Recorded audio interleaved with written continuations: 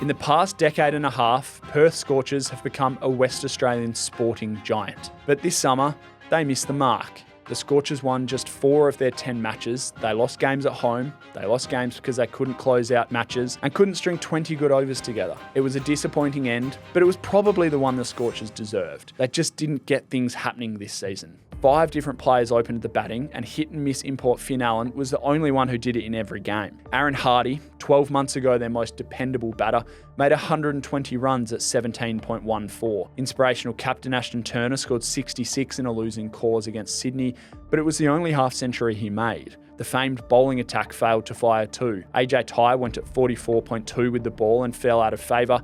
Matt Kelly, 44.6, and was also dropped.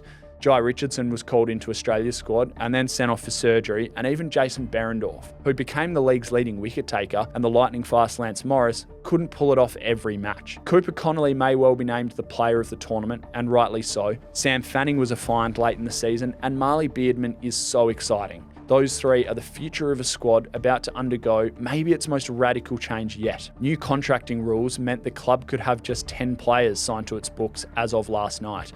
It leaves Nick Hobson, Tye, Behrendorff and even Marsh to become free agents for 10 days after the Big Bash League's final. Right before Sunday night's signing deadline, the club contracted Ashton Agar, the stingiest bowler in this tournament, to a 3-year deal. But it doesn't look like Tye will be back later this year. The West understands the greatest wicket taker in club history has been told he won't be needed next season, and the fan favourite and clubman took time to recognise supporters on Saturday night. Behrendorff has strong interest from Melbourne Renegades. It's understood they have offered a multi-year deal that would make the left-arm swing king one of their highest paid players. Scorchers are keen to keep him, but he will weigh up multiple offers. And even Mitch Marsh, a man who tells us he is as Perth Scorchers as they come, has interest from interstate. It's going to be a new look Scorchers when they return for next summer.